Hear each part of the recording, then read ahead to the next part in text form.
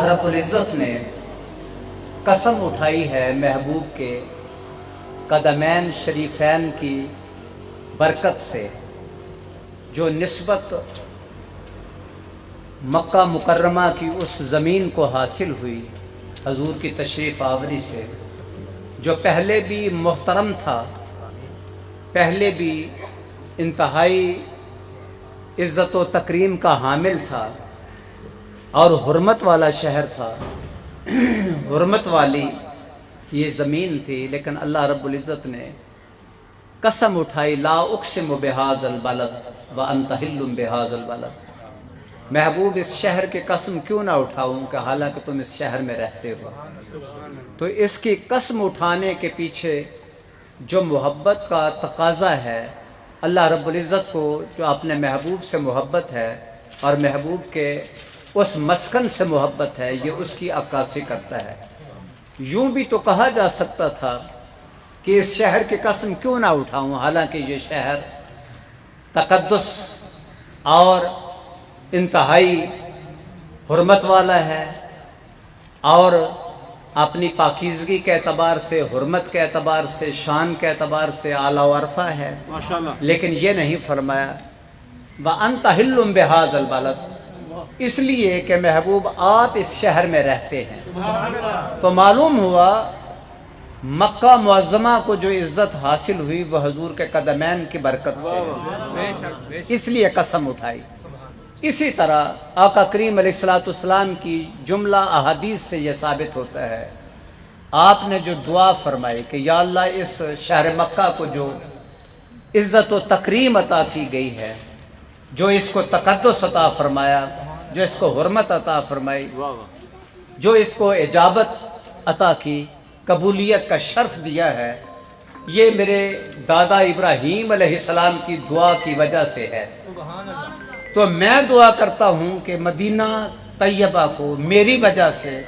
इससे दुगनी बरकत अता फरमा, और कई रिवायात में है कई गुना बरकत अता फरमा। तो मालूम हुआ मक्के को अज़मत हासिल हुई तो हुज़ूर अलैहिस्सलाम ने मदीना को इज़्ज़त व तकरीम दिलाने के लिए अपने कदमैन की बरकत से जो मुशर्रफ फरमाया, फिर उसको बारगाह कुद्स में दुआ से मंसूब कर दिया और उस बात की वजाहत कर दी कि मक्का में कदम लगे तो मक्का भी हुर्मत वाला है, तो मदीना में भी कदम लगे तो ये हुर्मत वाला क्यों नहीं, ये तो दुगनी हुर्मत वाला बन जाएगा। इसी तरह की मिलती जुलती अहादीस से इसकी फजीलत जो है वो जाहिर होती है। मैंने ये नहीं कहा कि हज और उम्रा की जो नसूस कुरानिया और हदीस सहीहा की रोशनी में जो फजीलत है, मैंने उसकी फ़र्जियत की बात नहीं की कि हज और उम्रा का जो फ़र्ज़ होना है किसी साहिब इस्तात पर, या हज की फ़र्जियत है, उम्रे की फजीलत और कबूलियत है, मैंने ये बात नहीं की। मैंने ये अर्ज़ किया कि ये कितनी अहमियत का हामिल है बंदाए मोमिन के नज़दीक। बंदाए मोमिन की ये जो तलब और तड़प है, ये क्यों है हरमैन के साथ और बिलखसूस मदीना तैयबा के साथ। जिस तरह अल्लामा इकबाल अलैहि रहमा फरमाते हैं कि तू फरमूदी रहे बतहा गिरफ्तेम